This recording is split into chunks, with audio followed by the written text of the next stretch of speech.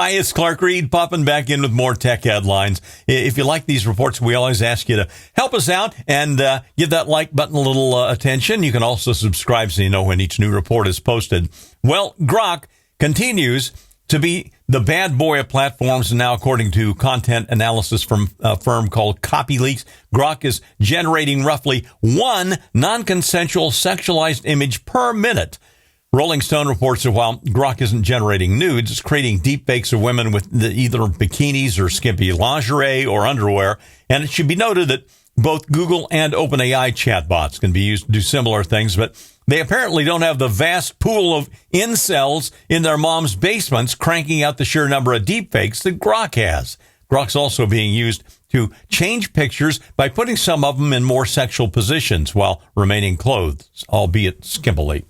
There is a humorous side to this. Grok was used to put Trump, Hegspeth, Rubio, and others shown in makeshift Mar-a-Lago war room in bikinis. So maybe that'll move them to crack down on Grok a little bit more than the images of Taylor Swift and Olivia Rodrigo, Millie Bobby Brown, Sydney Sweeney, and other girls lusted after by the incels in their mom's basements.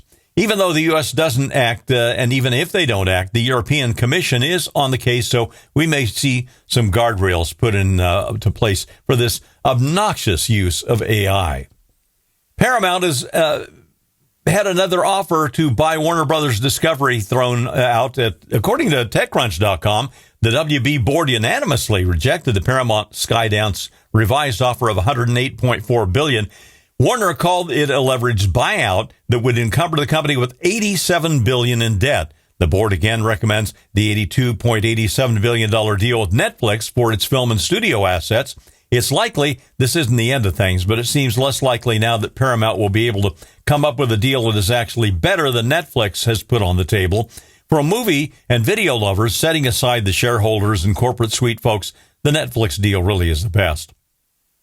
WhatsApp has a good user base here, but is widely used around the world. And one reason that is a reason that Meta bought the platform years ago. And now they have announced 3 group features that'll enhance chats. MacRumors.com says the features are member tags, text stickers, and event reminders. Well, what does that do? Well, member tags lets you assign yourself different roles in different group chats for more context. You can be, say, example, coach in one thread and dad in another.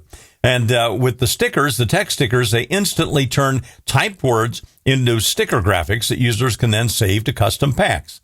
And finally, event reminders is where you can create and send an event to your group, and you can custom set early reminders for your invitees. The features are being made available to users worldwide right now.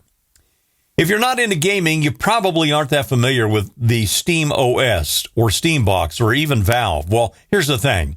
With the intrusive snoop features of Windows 11, many people are ditching it for Linux and now for Steam OS. And ArsTechnica.com notes that at CES, Lenovo said it's going to launch a version of last year's pricey but powerful Legion Go 2 handheld device. Lenovo was already the first maker to embrace the Steam OS, which is native to Valve's hardware.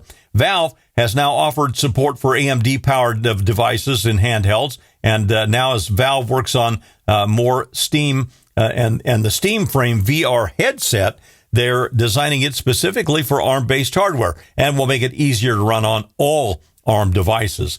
The Valve Steam Machine is more than a handheld gaming system. It's a pretty powerful little computer, and you can switch from gaming to regular computing tasks on it.